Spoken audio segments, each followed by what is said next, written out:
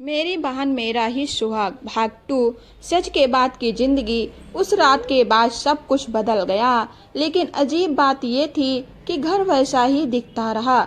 सुबह वही चूल्हा जला, बच्चे वैसे ही आंगन में खेले, अर्जुन वैसे ही दुकान पर चले गए और दीदी वैसे ही मेरे सामने नजरें झुकाई घूमती रही। पर मेरे अंदर कुछ टूट चुका था। एक ही छत, 3 रिश्ते। मैंने फैसला तो कर लिया था कि घर नहीं टूटने दूंगी, लेकिन क्या दिल का फैसला भी उतना आसान था? अब जब भी अर्जुन मेरे पास बैठते तो मुझे वो रात याद आ जाती, जब भी दीदी मेरे बेटे को गोद में लेती। मुझे उनकी बेटी का चेहरा दिखता जो मेरे बेटे से हूबहू मिलता था। मैंने एक बात नोट की, अर्जुन अब पहले से ज्यादा खामोश रहने लगे थे। शायद अपराध बोध था या डर कि कहीं मैं बदल ना जाऊं। दीदी ने खुद को घर के कामों में झोंक दिया। वो मुझसे ज्यादा अर्जुन से दूरी बनाने लगी।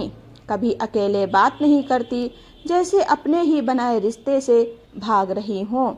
गांव की फुसफुसाहट, धीरे धीरे गांव में बातें होने लगी। तलाकशुदा बहन कब तक ससुराल में रहेगी? छोटी बहन के घर में क्यों बसी है? बच्ची किसकी है? यह सवाल हवा में थे। कोई सीधे नहीं पूछता, लेकिन नजरें बहुत कुछ कहती थी। मैंने पहली बार महसूस किया, राज जितना बड़ा होता है उतना ही भारी थी। दीदी का फैसला। एक दिन दीदी मेरे पास आई, आंखों में आंसू थे। उन्होंने कहा, सितारा, मैं अब यहाँ नहीं रह सकती। तेरी जिंदगी पर दाग लग जाएगा। मैं अपने बच्चों को लेकर शहर चली जाऊंगी, सिलाई का काम कर लूंगी। मेरे अंदर कुछ कांपा। मैंने पूछा, और अर्जुन? दीदी ने पहली बार सख्त आवाज में कहा, अर्जुन सिर्फ तुम्हारा है। मैंने गलती की थी, उसे जिंदगी भर नहीं दोहराऊंगी। उस दिन मैंने पहली बार महसूस किया कि दीदी सच में पछता रही थी। अर्जुन का डर। जब अर्जुन को पता चला कि दीदी जाना चाहती हैं, वो घबरा गए। उन्होंने कहा, अगर वो चली गई तो लोग सवाल करेंगे, और अगर सच बाहर आ गया तो। मैंने पहली बार उन्हें रोते देखा। उन्होंने कहा, मैंने तुम्हें कभी छोड़ना नहीं चाहा और मैं कमजोर पड़ गया था। मैंने शांति से जवाब दिया, कमजोरी एक बार होती है, बार बार नहीं।